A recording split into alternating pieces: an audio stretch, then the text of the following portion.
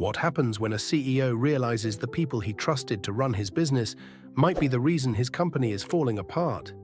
The air in Metro Heights hung thick with humidity and tension as the sun dipped behind rust-streaked warehouse roofs. Rain misted down in lazy sheets, turning the cracked asphalt outside IronCore Garage into a slick canvas of oil and puddles. Desmond Cole shifted in the back seat of a rideshare, silent, watching the chaos unfold through fogged windows, horns blaring, customers pacing, mechanics barking orders over the screech of pneumatic tools. No one noticed the man in a faded hoodie and grease-smudged jeans, a sharp contrast to the tailored suits he usually wore. At 41, Desmond had built a regional auto empire with 9 garages and a promise carved from his late father's ethic. Take care of your people, and the people will take care of the business. But lately, complaints had piled up like junkyard metal: delays, disrespect, dangerous shortcuts. The numbers on paper didn't match the reality on the ground, and he was done relying on filtered reports and hollow excuses. No press, no entourage, just a man with a new name, Ray, walking straight into the belly of his own operation. As the car rolled to a stop and he stepped into the steam of the rain-slicked street, the bitter tang of burnt rubber hit him like a memory. Somewhere inside this garage, the truth waited, ugly, unvarnished, and long overdue. Rain tapped against the corrugated roof of IronCore Garage like a slow drumbeat warning of a storm brewing below. Inside, the smell of scorched rubber, old motor oil, and sweat clung to the air like a second skin. Desmond Cole, now just Ray to everyone in this building, stepped across the threshold, his boots squelching against a slick floor streaked with grime and neglect. The garage roared with motion, impact wrenches whirred, engines revved, and orders were shouted over the din like commands on a battlefield. A car horn blared from one of the bays. No one flinched. It was business as usual. Desmond kept his head low beneath his cap, but his eyes took in everything. Every dented tool chest, every cracked tile, every grimace on the faces of the mechanics who moved like soldiers in a losing war. His breath caught as he spotted her, a young woman crouched under the hood of a silver sedan, knuckles scraped raw, shoulder muscles tense with fatigue. Janelle J. Moreno, mid-20s, drenched in sweat, dark curls tied back in a messy bun, and working with a set of tools so worn they looked like relics from a scrapyard. Her ratchet slipped, nearly gouging her palm, but she didn't flinch. She adjusted her grip and tried again. That stubborn, unyielding focus struck Desmond hard. His father would have seen it too. The grit, the pride in labor. A voice snapped through the garage like a whip. "Jay, that transmission's not going to fix itself." The manager, Len Whitaker, leaned against the office doorframe, belly bulging against his polo, phone in one hand, judgment in the other. He barely acknowledged Desmond's presence. "You the new guy? Grab a shirt. Don't get in the way." No welcome, no paperwork, no safety briefing. Just a grunt and a finger pointed toward a dusty box of uniforms. Desmond changed in a bathroom no bigger than a broom closet. Its mirror cracked down the middle like a warning. When he stepped back into the main bay, the pressure hit him harder than the humidity. The constant movement, the strained bodies, the unspoken urgency as mechanics pushed against time and failing equipment. He approached Jay cautiously. "Mind if I help?" he asked, voice neutral. She glanced up, brow raised but nodded. "Hold the light steady." As Desmond angled the beam, he saw her tools up close, a wrench wrapped in duct tape, sockets chipped and rusted. "These aren't safe," he murmured. Jay gave a tired, sardonic smile. "Management says they're good enough. I've been requesting replacements for 6 months." Desmond said nothing, but his jaw tightened.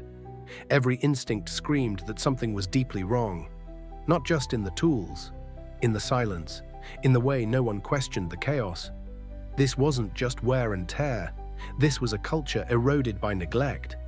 And Desmond knew, if he didn't uncover the root of it soon, this place wouldn't just break down. It would collapse, starting from within. The day churned on like a machine with grinding gears, and Desmond, still Ray to everyone around him, felt the friction in every second. The deeper he moved into the rhythm of the garage, the more he saw the cracks behind the noise. A teenage tech named Miles was squatting beside a lifted SUV, his face pale, hands trembling as he tried to loosen a rusted lug nut with a socket that kept slipping. "You good?" Desmond asked. Miles didn't look up. "Skipped breakfast," he muttered. "Didn't want to be late again." Before Desmond could respond, a loud bang echoed as the socket flew off and clattered across the concrete. Len's voice sliced through the air. "You drop another tool, I'll dock your damn hours." He didn't even glance up from his phone. Miles looked like he might vanish into the floor. Desmond's fists curled behind his back, jaw tight, but he stayed silent. Observation first, action later. That had been the plan, but the plan frayed with each passing hour. In the customer lounge, a woman stood awkwardly near the counter, late 50s, holding her keys like a lifeline. Her voice was quiet, polite. "Excuse me, I've been waiting for an update. My appointment was at 10. The receptionist's desk was empty. No one moved. Len leaned into the office doorway, locked eyes with her for a brief second, then rolled his eyes. "You want fast service, maybe don't drive a dinosaur," he said, loud enough for the entire garage to hear. The woman blinked, lips parting, then turned away quickly, her shoulders drawn inward like collapsing wings. Desmond stepped forward instinctively, but Jay appeared beside him, placing a hand lightly on his arm. "Don't," she whispered. "They'll cut your hours before you finish your sentence." Desmond's chest burned. This wasn't a bad day. This was the way it always was. Jay's limp had worsened since the morning, her gait uneven as she returned to her bay. Desmond offered to help again, and she didn't resist this time. As they worked side by side, he noticed the raw red lines where her gloves should have been. "There's no protective gear?" he asked. She laughed bitterly. "If it's not chained down, Len locks it in the stockroom, says it's to control waste." Just then, the bay door rattled open. A man stormed in, red-faced and agitated. "Where's my car? I've called 4 times. Drove an hour to get here." Desmond tried to respond, but Vince, a stocky tech leaning against a toolbox, beat him to it. "Not my job," he muttered, not even looking up. Desmond's stomach turned. This wasn't disorganization. This was rot, apathy, broken leadership. And in that instant, a terrifying thought cut through him. What if this is what I built? What if trusting Carl to oversee everything was the mistake that let this cancer spread?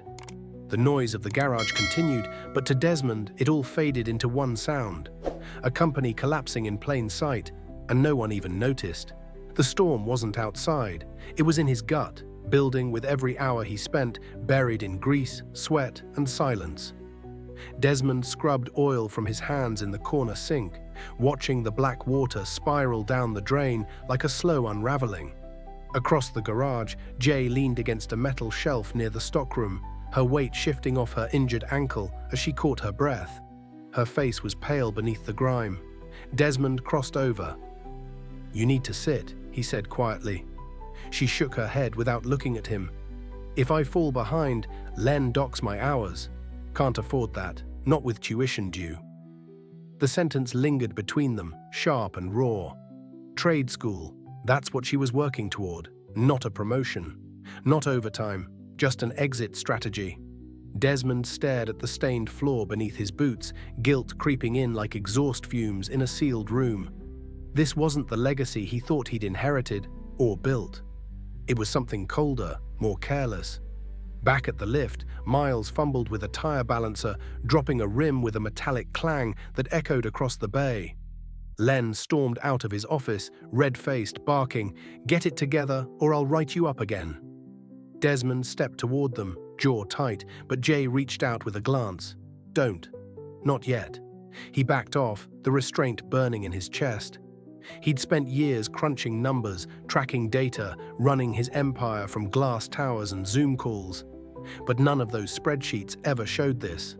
They didn't show the blood on Jay's hands from jagged sockets, or the half-eaten protein bar Miles called lunch, or the cracked helmets and threadbare gloves locked behind a door marked restricted access.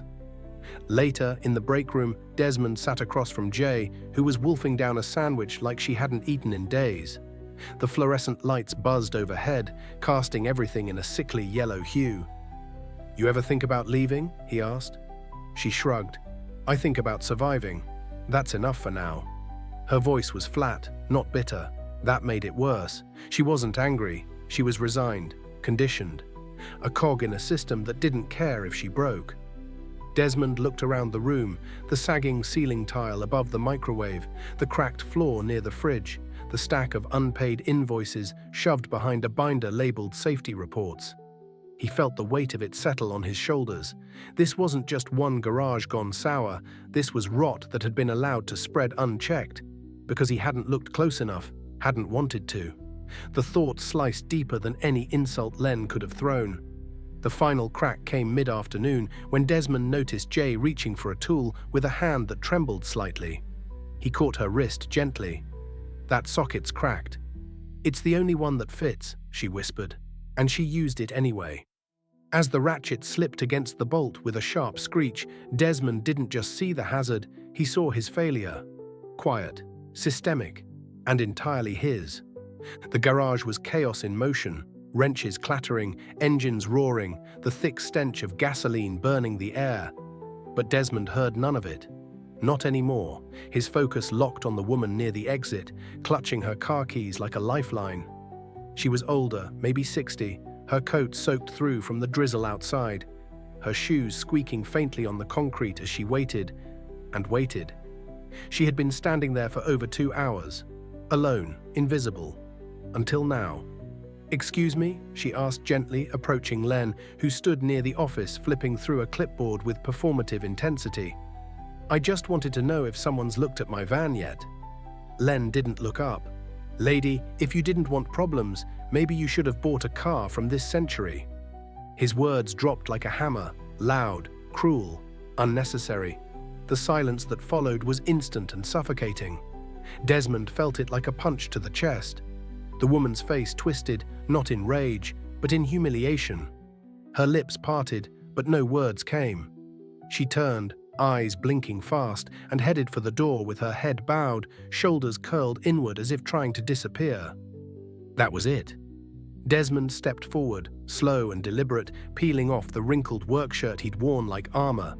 The air shifted, tools paused mid-air, heads turned. "Hey," he said, voice low but commanding. Len turned lazily. "What now, Joe?" Desmond let the name hang between them before crushing it underfoot. "It's Desmond," he said. "Desmond Cole. I own this company." The garage froze. Jay dropped her ratchet. Miles stepped back like he'd seen a ghost. Vince's candy bar hit the floor with a muted thud. Len's smirk evaporated, replaced by something brittle. "You're full of it," he said, laughing without conviction. Desmond pulled his wallet from his back pocket, flipped it open, and held the ID up high. "Recognize this?" he asked calmly. "Because you damn well should." A crackle of whispers swept through the room like wind through dry leaves. Len's mouth opened, but nothing came out. Desmond took one step closer. "I built this business with my father, trusted people to run it right. And what I've seen here..." He turned, sweeping his arm across the garage, dirty bays, scattered tools, exhausted eyes. "Isn't leadership, it's neglect, it's abuse." "You're done," he said to Len, voice hard now. "Pack your things, you're fired, effective immediately." The silence deepened. Len's eyes flicked around the room, but no one backed him. No one moved. His authority evaporated. He stomped toward the office, slamming the door hard enough to rattle the windows. Desmond turned to Vince. "You too. Get out." Vince hesitated, defiance flickering, then died. He yanked his jacket from the wall hook and stormed out, muttering under his breath. The power in the room had shifted, violently and without ceremony. Desmond looked at the stunned crew, most too shocked to speak. "You deserve better," he said, "and starting now, you're going to get it." But behind his words was something else, a reckoning not yet over. The garage sat in an uneasy quiet after the storm of revelation.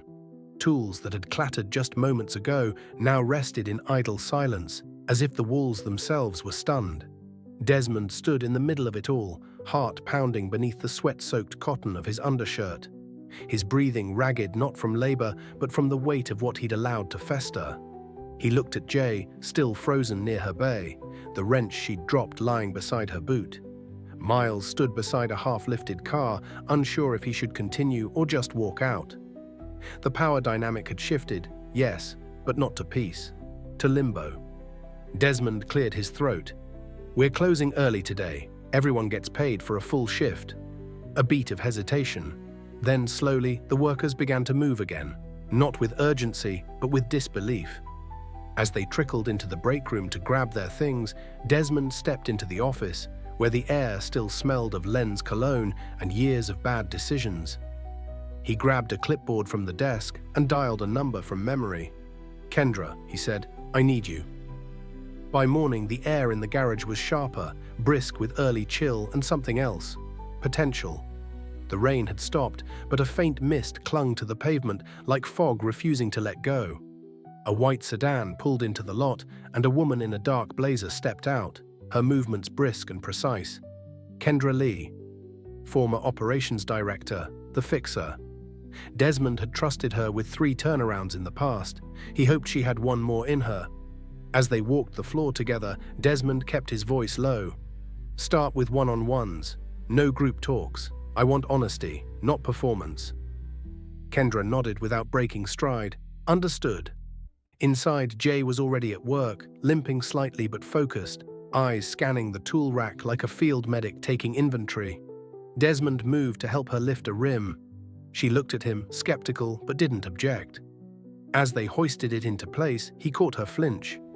"You really should be off that ankle," he said. "Yeah," she replied, "but I know what happens to mechanics who go home early around here." That landed like a punch. Desmond didn't flinch. He took it. "Not anymore," he said. "I promise." The hours passed in steady, quiet momentum. Kendra rotated each tech through the office, scribbling notes, her expression unreadable. When she returned, she handed Desmond a short list. "Miles is green but willing. Jay's your backbone. But Marcus and Dee, cutting corners on purpose. No remorse. They go." Desmond nodded, tension coiling in his chest. Confronting Len had been explosive. This would be colder, but no less necessary. He approached the 2 techs near the back, their postures slouched, eyes flickering with awareness. "We need to talk." Marcus crossed his arms, bluffing bravado. "What now?"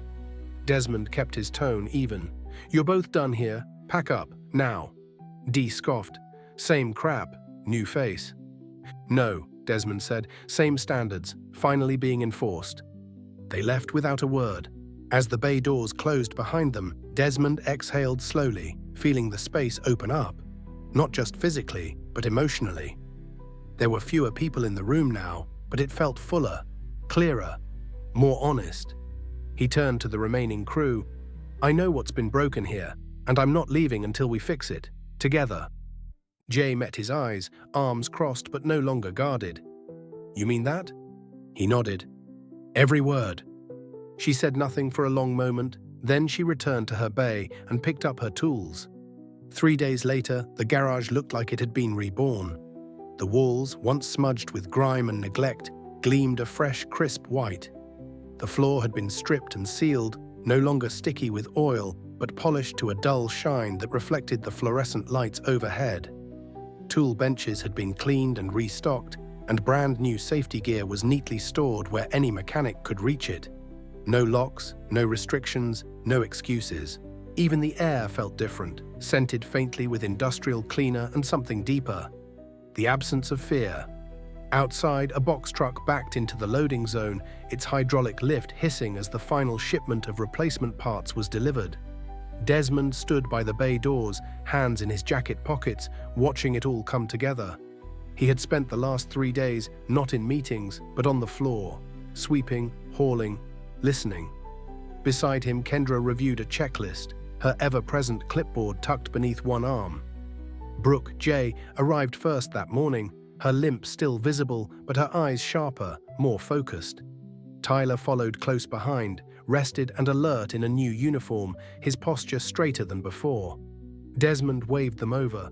"This is your garage now too," he said. "You see something wrong, you speak up. No more silence, not ever again."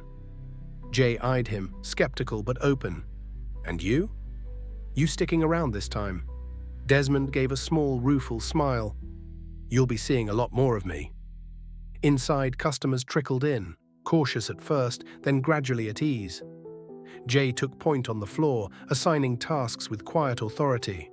Tyler handled intake, double-checking every form. One elderly man, soaked from the morning drizzle, was greeted with warmth and patience as Jay walked him through his service needs, never rushing, never dismissing.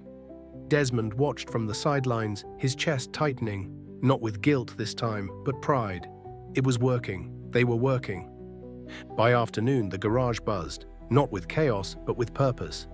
There were hiccups, of course, a bolt that wouldn't loosen, a service overlap, a misrouted order.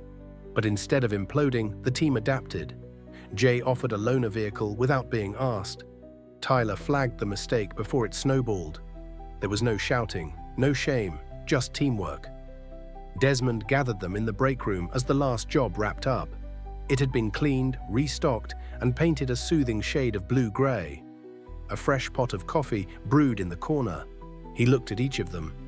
"You handled today like pros, but this isn't the finish line, it's the foundation." Jay leaned back against the counter. "So what's next?" Desmond smiled. "Next, we hire 2 more techs and a real service advisor. You're building this with me, and it's going to last." Tyler flipped through the new employee manual. "Paid sick leave? Tool allowance? Real breaks?" Desmond nodded. "You'll never have to duct tape your future together again." There was a pause, long, quiet, heavy with realization. Then Jay closed the manual and gave him a rare, real smile. "Guess we're not just fixing cars anymore."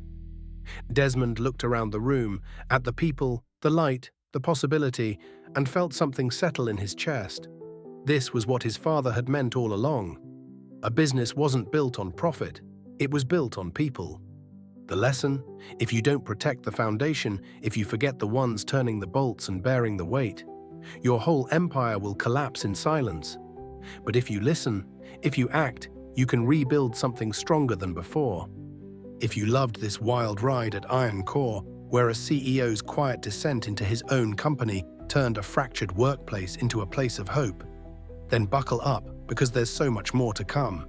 Hit that subscribe button for the X Daily Stories channel, your front row seat to gripping tales that twist, turn, and leave you thinking.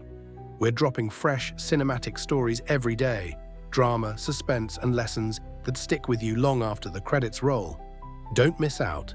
Join our crew, turn on notifications, and dive into the next epic adventure.